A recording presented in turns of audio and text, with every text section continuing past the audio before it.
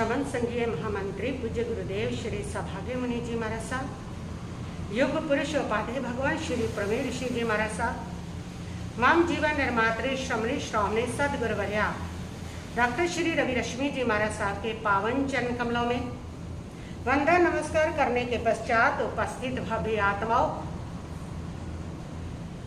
सुन रहे हैं आप 24 तीर्थंकर परमात्मा का पावन चरित्र।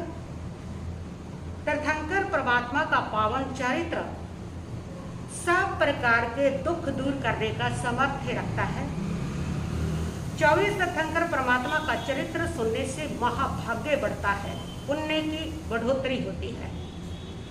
और इस 24 तीर्थंकर परमात्मा के चरित्र के अंतर्गत इसके साथ साथ आप साधना कर रहे हैं 65 यंत्र और 65 छंद की वरिष्ठ प्रवर्तनी सदगुरुवर्या डॉक्टर श्री रवि रश्मि जी महाराज साहब के सानिध्य में उनकी अपार कृपा से ये आपका परम सौभाग्य है।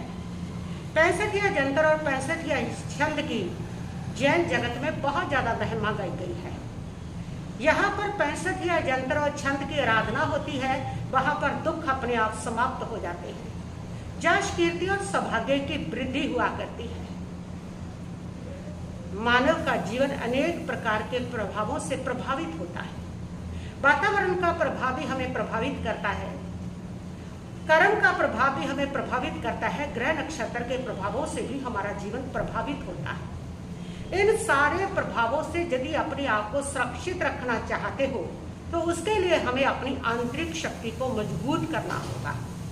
जिसकी जितनी आंतरिक शक्ति मजबूत होती है उनके लिए उतना ही ये सारा वातावरण, ग्रह नक्षत्र और कर्म अप्रभावी हो जाते हैं। जिसकी आंतरिक शक्ति कमजोर होती है उसके ऊपर इन सब वातावरण का, सारे ग्रह नक्षत्रों का बहुत ज्यादा प्रभाव पड़ता है, उनके जीवन को ये बहुत प्रभावित करते हैं। जैसे शरीर के लिए भी यही है, जिसकी शारीरिक प्रतिरोधक क्षमता कमजोर हो जाती है, शरीर कमजोर हो जाता है, उसको सारा वातावरण, बीमारियां, इन्फेक्शन प्रभावित करती है। लेकिन जिसका शरीर मजबूत है उसको जो वातावरण है, जो मौसम का बदलाव है, जो इन्फेक्शन है किसी को, तो उसको इतना प्रभावित वो नहीं करती है। इसी प्रकार ये जो ग्रह नक्षत्र है, जो कर्म है, जो वातावरण है, ये परिस्थितियां उन्हीं लोगों को ज्यादा प्रभावित करती हैं जिन लोगों की आत्म शक्ति कमजोर हुआ करती है। आत्म शक्ति जिनकी मजबूत है उनके लिए तो ये सारे कर्म ऐसे सामने दौड़ पड़ते हैं जैसे गरुड़ के सामने सांप दौड़ पड़ता है। सब कुछ उसके लिए अप्रभावी हो जाता है।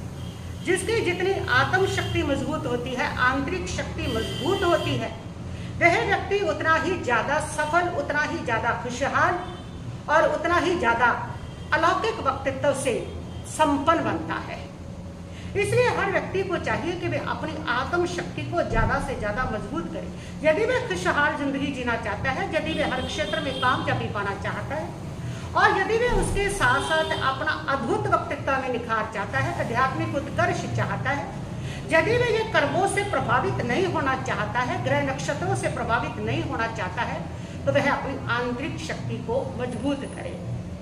धन कमाने के लिए भी अनेक प्रकार के साधन प्रयोग किए जाते हैं, प्रसारित करते हैं। शरीर को स्वस्थ रखने के लिए भी अनेक प्रकार के साधन, अनेक प्रकार के प्रयोग किए जाते हैं। इसी प्रकार अपने आंतरिक शक्ति को बढ़ाने के लिए, आत्म विकास के लिए भी अनेक प्रकार के प्रयोग बताए गए हैं। तो आंतरिक शक्ति जिनसे बढ़ती है उनके भी बहुत सारे प्रयोग हैं। उन प्रयोगों में जैसे जाप है, मंत्र जाप, मंत्र हो गए, यंत्र हो गए, तपस्या है, संयम है, साधना है, ये सारे वो प्रयोग है, ये सारे वो उपाय है जो आपकी आंतरिक शक्ति को बढ़ाते हैं, आंतरिक शक्ति को मजबूत करते हैं। जब साधना से भी आंतरिक शक्ति मजबूत होती है, यंत्र मंत्र से भी आंतरिक शक्ति मजबूत होती है। तो 24 तीर्थंकर परमात्मा की ये जो भक्ति की जाती है, ये 65 यंत्र के साथ और 65 छंद के साथ हम लोग कर रहे हैं। तो 65 यंत्र में, 65 छंद में 24 तीर्थंकर परमात्मा की शक्ति को समाहित किया गया है। ये 24 तीर्थंकर परमात्मा जो है ये अनंत अनंत शक्ति से संपन्न है, देवी देवताओं के द्वारा ये पूज्य है और इनकी सारी शक्ति इसके अंदर जब समाहित होती है और इनकी आराधना करने से, इस यंत्र की आराधना करने से, इस छंद की आराधना करने से, 24 तीर्थंकरों की स्तुति करने से हमारी आंतरिक शक्ति मजबूत होती है। जैसे ही आंतरिक शक्ति मजबूत होगी तो आप सबके लिए, कर्म के लिए भी अप्रभावी हो जाएंगे, ग्रह नक्षत्रों के लिए भी अप्रभावी हो जाएंगे, कैसा भी वातावरण है उसके लिए भी आप अप्रभावी हो जाएंगे। आत्म शक्ति इन साधनों के द्वारा हम मजबूत करने के लिए ये साधना, ये आराधना, इसको हम संपन्न कर रहे हैं। तो आज इस यात्रा के अंदर जो 65 छंद और यंत्र की साधना की यात्रा चल रही है, उस यात्रा के अंदर आज हम जहां पर पहुंचे हैं और वो है 5 अंक, 5 अंक जिसमें भगवान सुमतिनाथ जी की स्थापना की गई है, उनकी शक्ति को इसमें समाहित किया गया है।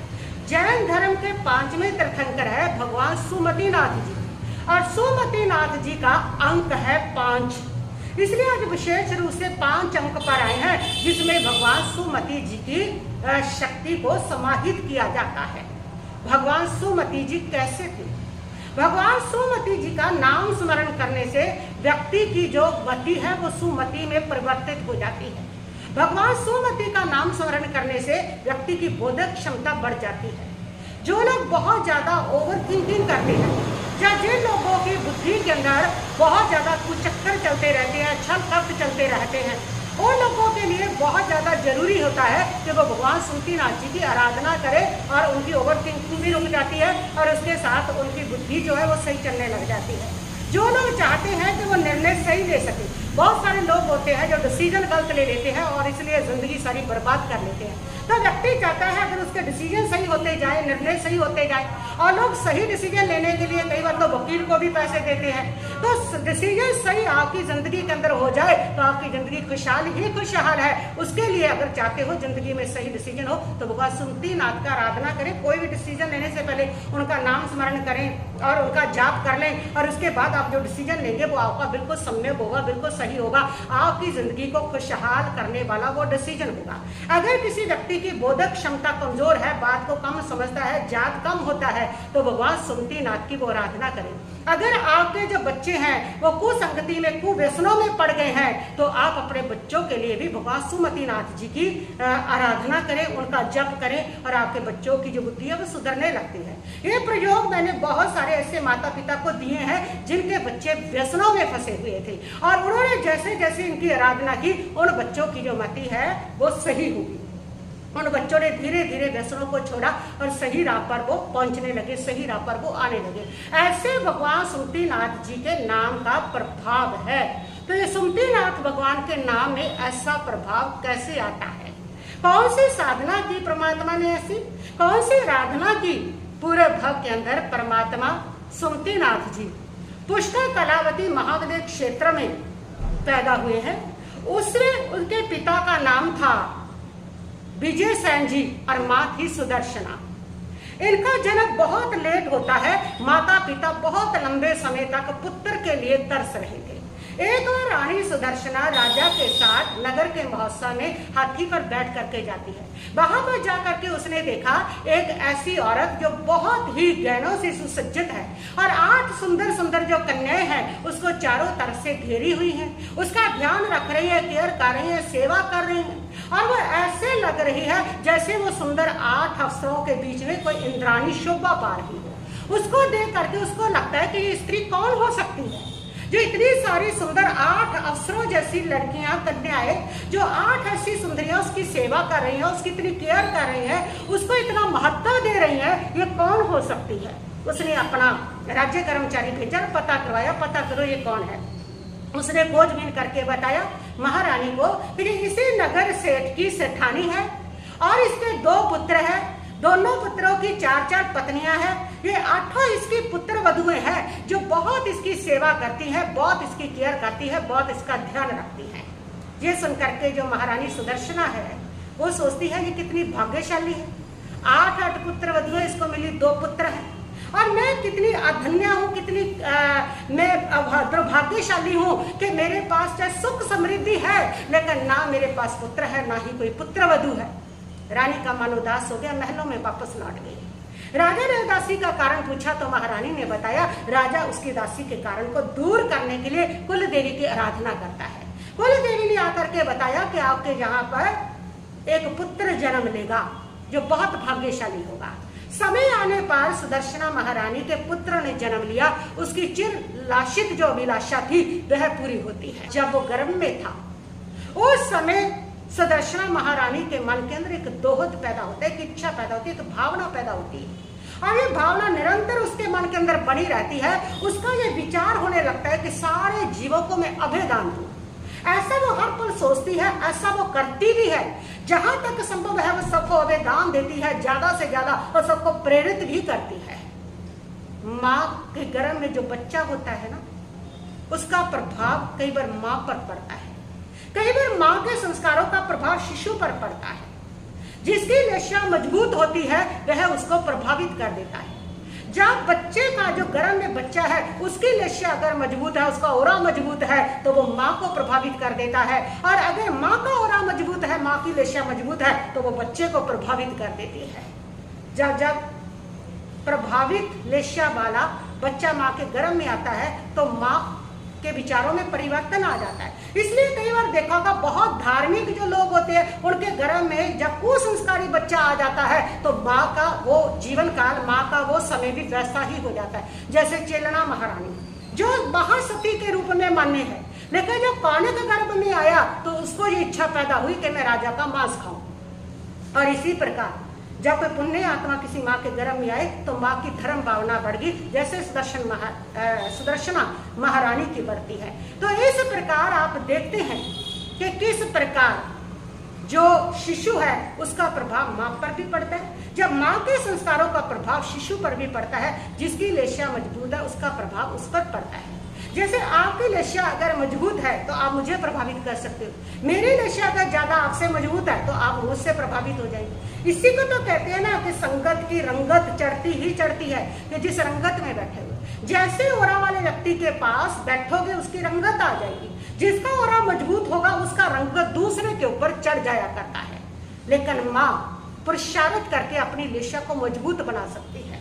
अगर माँ के गर्भ में कुसंस्कारी आ गया और उसको ऐसी भावना परिवर्तित हो रही है, माँ के मन के अंदर लग्जरी लाइफ जीने की भावना, धर्म आराधना की भावना नहीं है, तो ऐसी जो माँ है वो धर्म आराधना करके, प्रसारित करके, अपनी लेशा को मजबूत करके गर्भ में रहे हुए कुसंस्कार वाले बच्चे के उस संस्कारों को बदल सकती है। ये सामर्थ्य माँ को मिल सकता है और माँ इसके लिए करती भी है और ये होता भी आया है। तो इधर बहुत ज्यादा प्रभावी लेशा थी वो उस जीव की, और उस आत्मा की इतनी प्रभावी लेशा थी कि माँ के भाव बदल गए, माँ के विचार बदल गए और माँ पूरी तरह से धार्मिक होगी। और माँ के मन में हर पर रहता है कि सभी जीवों को बस मैं अभय दान दे दूं, अभय दान दे दूं। 9 महीने बीते, पुत्र ने जन्म लिया और उसका नाम रखा गया पुरुष सिंह। पुरुष सिंह लाड़ चाव से पला, बड़ा हुआ, उसको राज्य दिया गया। राज्य का उपभोग उसने अनलिप्त भावों से किया और एक बार एक मुनि का सत्संग सुना, प्रवचन सुना और विरक्त होकर के दीक्षा ले ली। दीक्षा लेकर के इतनी तपस्या की, निष्काम भाव से तपस्या की, कोई इच्छा नहीं, कोई आकांक्षा नहीं, मात्र कर्म निर्जरा के लिए तपस्या की और निष्काम भाव से की हुई तपस्या से इतने उत्कृष्ट भावों से की कि तीर्थंकर गोत्र बंधा। तीर्थंकर गोत्र बांध करके आजिशपुरी करके अंतर विमान में पहुंचे, वैजयंत विमान में पहुंच गए। वैजयंत विमान में महारुद्धिक देव बने और वहां से जब उम्र पूरी होती है तो तीर्थंकर बन करके वो आते हैं और अयोध्या नगरी नेग राजा उसकी महारानी सुमंगला उसके गर्भ में पहुंचते हैं। जैसे माँ के गर्भ में पहुंचे, माँ ने 14 शुभ स्वप्न देखे और 14 स्वप्न जब देखे, स्वप्न पाठकों को बुलाया। स्वप्न पाठकों ने भविष्यवाणी की कि तीर्थंकर की माता 14 सपने देखती है, निश्चित ही आपके गर्भ के अंदर कोई तीर्थंकर की आत्मा आई है, कोई परमात्मा की आत्मा आई है। और ये सुनकर के माँ प्रसन्न होती है, अपने गर्भ का पालन करने लगती है। उस आत्मा के गर्भ में आने के बाद उस आत्मा का महान प्रभाव प्रकट होने लगा। माँ जो है उसकी बोधक क्षमता इतनी बढ़ जाती है, इतनी बढ़ जाती है कि हर समस्या का निवारण करने लग जाती है।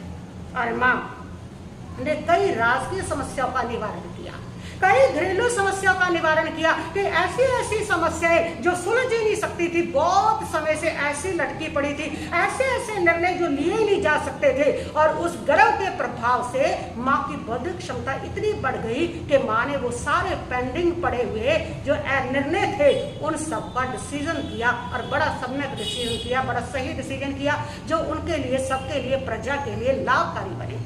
ऐसी माँ की बौद्धिक क्षमता बढ़ती है। और एक बार राजा के दरबार में, मेघ राजा के दरबार में एक समस्या आती है। राजा बैठा है सभा में, दो औरतें आती हैं, उनके पास एक 7-8 महीने का छोटा सा बच्चा है। दोनों औरतें आकर के गुहार लगाती है और आकर के कहती हैं कि राजन हमारा न्याय कीजिए। एक औरत कहती है बच्चा मेरा है, दूसरी कहती है बच्चा मेरा है। पहले कहती है नहीं बच्चा मेरा है, दूसरी कहती है बच्चा मेरा है। दोनों उस बच्चे के लिए झगड़ रही है, दोनों दावा कर रही है बच्चा मेरा है। और अब समझ नहीं आ रहा कि बच्चा किसका हो सकता है। पूरा दिन लगे उनकी समस्या को सुनने में, सुलझाने में।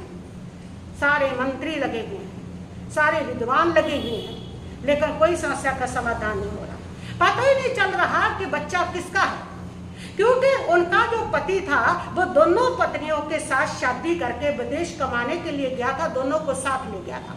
उस विदेश में एक पत्नी गर्भवती हुई और उसके बेटा हो गया। दोनों जो सौतन थी और दोनों सौतन आपस में प्रेम के साथ उस बच्चे को पाल रही थी, अपना मान करके पा रही थी। और कुछ समय के बाद उसके पति ने सोचा धन कमा लिया, अब अपने देश में चलते हैं। वो अयोध्या के गमन करते हैं, लेकिन बीच रास्ते में पति की डेथ हो जाती है। पति की डेथ होगी तो जिसका पुत्र नहीं, उस स्त्री ने सोचा कि पति की संपत्ति का मालिक पुत्र होता है, और ये पुत्र सारी संपत्ति का मालिक हो गया, इसकी माँ तो राज करेगी और मेरे हाथ कुछ नहीं लगेगा। और ये सोच करके धन संपत्ति मेरी हो जाए, ये सोच करके उसने वहीं पर ये दावा कर दिया कि ये पुत्र मेरा है। पूरे रास्ते उनका झगड़ा चलता रहा। वो कहती थी पुत्र मेरा, वो कहती थी पुत्र मेरा है। पड़ोस में आकर के भी झगड़ा चला, शहर में पहुंच करके झगड़ा चला, लेकिन कोई उसके झगड़े का निवारण ना कर सका, क्योंकि विदेश में बच्चा हुआ था, किसी को पता नहीं किसके हुआ था, किसके नहीं हुआ था। राज दरबार में भी वही समस्या है। अब राज दरबार में कहाँ से पता करे बच्चा किसके हुआ था, विदेश में क्या पता किसके हुआ था, किसको नहीं, विदेशियों को नहीं पता होगा, वहां तो कौन किसको जानता है। और बच्चा इतना छोटा है कि वो बता नहीं सकता कि उसकी माँ कौन सी है। जब दोनों माँ इतना प्यार करती रही है बच्चे को कि बच्चे को इसलिए दोनों को बच्चा चाहता हो, तो इस प्रकार दोनों औरतों की आकृति सेम है, रंग रूप सेम था, मिलता जुलता था, इसलिए आकृति से भी बच्चे की पहचान नहीं हो सकती। कोई साधन नहीं जिससे बच्चे की पहचान हो सके। समस्या बड़ी बढ़ गई। दोपहर हो गया, राजा ने सभा विसर्जित नहीं हुई, किसी ने खाना भी नहीं खाया, लेकिन समस्या नहीं सुलझ रही। आखिर मंत्री ने कहा कि राजन संध्या होने को आई है और आप चलिए सभा को विसर्जित कीजिए, कल न्याय करेंगे। और राजा सभा को विसर्जित करके महल में आता है। महारानी सुमंगला पूछती है इतना लेट क्यों आए, क्या हो गया? उन्होंने कहा क्या लेट आया, बड़ी समस्या खड़ी होगी राज दरबार में। दो औरतें आई हैं, आपस में सौतन है, विदेश में बच्चे का जन्म हुआ, पति मर गया है। अब एक कहती है बच्चा मेरा, दूसरा कहती है बच्चा मेरा। बच्चा बता नहीं सकता और कोई साधन मिल नहीं रहा, अब पता नहीं चल रहा बच्चा किसका, न्याय करे तो कैसे करे। महारानी सुमंगला ने कहा ये औरतों के विवाद औरतें ही सुलझा सकती है, आप तो रहने दो, कल को सभा में उनको बुलाओगे तो मेरे को सौंप दो, ये सारा मैं अपने आप इसको सुलझा दूंगी। राजा ने कहा ठीक है। अगले दिन दरबार लगा, महारानी सुमंगला पहुंची, दोनों औरतें पहुंची। महारानी ने सुना, एक ने कहा बच्चा मेरा, दूसरी कहती है बच्चा मेरा। अब समाधान नहीं हो रहा। महारानी ने कहा कि देखो अब कोई समाधान नहीं है, तुम दोनों अपना अपना दावा कर रहे हो, हमारे पास कोई प्रमाण नहीं, कोई प्रूफ नहीं, विदेश में किसी ने देखा नहीं देखा हमें पता नहीं। अब इसका निर्णय तो यही है कि मेरे गर्भ में तीर्थंकर परमात्मा की आत्मा है, जन्म से वो अवधि ज्ञानी होते हैं, जन्म के बाद जब उनको अवधि ज्ञान होगा तो उनके अवधि ज्ञान से पूछ लेंगे कि बच्चा किसका, वो सही बता देंगे। तो 6 महीने के लिए इस निर्णय को ऐसी छोड़ दो, यानी कि इसको ऐसा पेंडिंग में पड़ा रहने दो, अब इसका कोई निर्णय नहीं करते हैं। मंजूर है? जिसका बच्चा नहीं था उसने कहा मुझे मंजूर है। महारानी ने कहा 6 महीने तक ये बच्चा दोनों को ही नहीं मिलेगा, इसको किसी अलग किसी सेवादार के पास रखवा देते हैं, जब निर्णय हो गया बच्चा उसको दे दिया जाएगा। मंजूर है? जिसके बच्चा नहीं था उसने कहा मंजूर है। लेकिन जो माँ थी उसने कहा कि मुझे मंजूर नहीं है, मैं 6 महीने तक अपने बच्चे का वियोग नहीं सहन कर सकती। जो निर्णय करना अभी करो, डिसीजन देना अभी दो, निर्णय तुरंत होना चाहिए कि बच्चा मेरा है। मैं 6 महीने अपने बच्चे को छोड़ नहीं सकती। मैं किसी पर भरोसा नहीं कर सकती कि मेरे बच्चे को कोई अच्छे से संभालेगा, अच्छे से पाल लेगा और उसकी स्थिति कैसी होगी। मैं अपने बच्चे को देखे बिना नहीं रह सकती। इसका डिसीजन अभी होना चाहिए। महारानी ने निर्णय दे लिया, बच्चा इसी का है कि जो उस बच्चे के प्रति जिसकी ममता नहीं बह रही, 6 महीने उसको बिना देखे रह सकती है, 6 महीने के लिए किसी के लिए छोड़ सकती है, सिर्फ संपत्ति के लोभ के लिए। ये औरत पैसे की लोभी है और सच्ची माँ वो है जो अपने बच्चे के बिना रह नहीं सकती है, जो 6 महीने काट नहीं सकती। और तुरंत डिसीजन उन्होंने दे दिया, तुरंत निर्णय दे दिया। ऐसी बौद्धिक क्षमता जो राजों से भी नहीं हो रही थी, बड़े बड़े विद्वानों से भी जो निर्णय नहीं हो पा रहे थे, जो डिसीजन नहीं हो पा रहे थे, ऐसी बौद्धिक क्षमता उनकी बढ़ गई थी कि बड़े बड़े डिसीजन, बड़े बड़े निर्णय उन्होंने उस समय इतने सुंदर लिए, इतने सुंदर लिए कि बिल्कुल दूध का दूध और पानी का पानी कर दिया। ये उस महान आत्मा का प्रभाव था। और 9 महीने के बाद परमात्मा का जन्म हुआ। 64 इंद्रों ने जन्मदिन मनाया। परमात्मा का शरीर का वर्ण सोने जैसा सुंदर, और उसके साथ साथ प्रभु के शरीर के ऊपर क्रौंच पक्षी का लक्षण, क्रौंच उनका लक्षण है। क्रौंच पक्षी जो होता है ना, ये रात के समय सोता नहीं, दिन में सोता है। सारी दुनिया रात को सोती है, लेकिन क्रौंच पक्षी दिन में सोता है, रात को नहीं सोता। ये पूरी रात जागता रहता है, एक टक जागता रहता है, एक पल के लिए भी आंख नहीं झपकाता, बल्कि अपने जो पांव है वो ऊपर आकाश की ओर खड़ा करके और उल्टा लेट करके पूरा जागता रहता है, पूरा आसमान को देखता रहता है, एक पल के लिए भी नहीं सोता। एक कवि ने इसके बारे में लिखा है, ये ऊपर टांग करके इसलिए लेटता है कि इसको वहम हो जाता है कि सारी दुनिया तो सोगी, कहीं इनके ऊपर आकाश ना गिर जाए, इसलिए वो एक टक ना सोता है ना कहीं देखता है, टांगे ऊपर खड़ा रहता है कि अगर आकाश गिरने लगा दुनिया पर, मेरी टांगे इसको रोक लेगी। उसको ये भ्रम होता है, लेकिन वास्तव में ये उसकी जागृति का प्रतीक है कि ये उसकी दूसरे के प्रति हित भावना का प्रतीक है। क्रौंच पक्षी कम से कम दुनिया का हित तो है ना, दुनिया का भला तो चाहता है कि आसमान के नीचे आके गिर ना जाए। तो कितनी साधना करते हैं वो क्रौंच पक्षी कि पूरी रात जा करके अप्रमत्त रूप से एक पल के लिए भी आंख नहीं झपकता कि कहीं जो आसमान गिर करके किसी को नुकसान ना पहुंचा दे। ये जागरण का प्रतीक है क्रौंच पक्षी, ये परमात्मा का चिन्ह था। और माता पिता ने जन्म के बाद उनका नाम रखा। उन्होंने कहा कि जब से ये गर्भ में आए थे, माँ की बौद्धिक क्षमता बहुत ज्यादा बढ़ गई थी, माँ की निर्णय लेने की पावर बहुत ज्यादा बढ़ गई थी, और माँ की जो सोच थी वो बड़ी सम्यक हो गई थी, सकारात्मक थी। इसलिए इनका नाम रखा जाएगा सुमति कुमार। सुमति कुमार नाम दिया गया। और परमात्मा के नाम का ऐसा प्रभाव है, जो भी सुमति सुमति नाम पुकारता है उसकी सारी बौद्धिक क्षमता सम्यक हो जाती है, उसकी बौद्धिक क्षमता पूर्णता पर पहुंचने लग जाती है और उसकी कुमति का निवारण हो जाता है, जीवन से व्यसनों का कुमति चली जाती है। तो परमात्मा सुमति उनका नाम रखा गया। बड़े होने पर पिता ने उनको राज्य दे करके दीक्षा ली, अपना आत्म कल्याण किया और उन्होंने राज्य का पालन किया। राज्य में किसी को कभी दुख नहीं होने दिया। और जब गावली कर्म क्षय हुए, उस समय लकांतिक देवों ने सुमतिनाथ प्रभु से प्रार्थना की कि प्रभु लोक का उद्धार करने के लिए आप आगे बढ़े। और उस समय परमात्मा उस राज्य को छोड़ करके दीक्षा स्वीकार करते हैं। 1000 लोगों के साथ दीक्षा लेते हैं, पंचमुष्टि लोच करते हैं। 20 वर्ष तक प्रभु छद्मस्त अवस्था में साधना करते हैं, तपस्या करते हैं और फिर सारे कर्मों को क्षय करके उनको केवल ज्ञान प्राप्त होता है। 4 घाती कर्मों का क्षय करते हैं और केवल ज्ञान उनको प्राप्त होता है। केवल ज्ञान प्राप्त होने के बाद परमात्मा सुमतिनाथ भगवान ने अपना पहला उपदेश दिया और तीर्थ की स्थापना की। साधु साध्वी श्रावक श्राविका हजारों लाखों लोगों ने महाव्रत अनुव्रतों को ग्रहण करके अपने जन्म मरण के बंधनों को तोड़ा और ऐसे प्रभु दीर्घ समय तक इस धरा पर विचरण करते हुए लोगों का उद्धार करते रहे। और इस प्रकार कल्याण करते करते अंतिम समय नजदीक जान करके 1000 पुरुषों के साथ शिवेश शिखर पर पहुंचते हैं और 1 महीने का अनशन करके सिद्ध बुद्ध मुक्त होते हैं।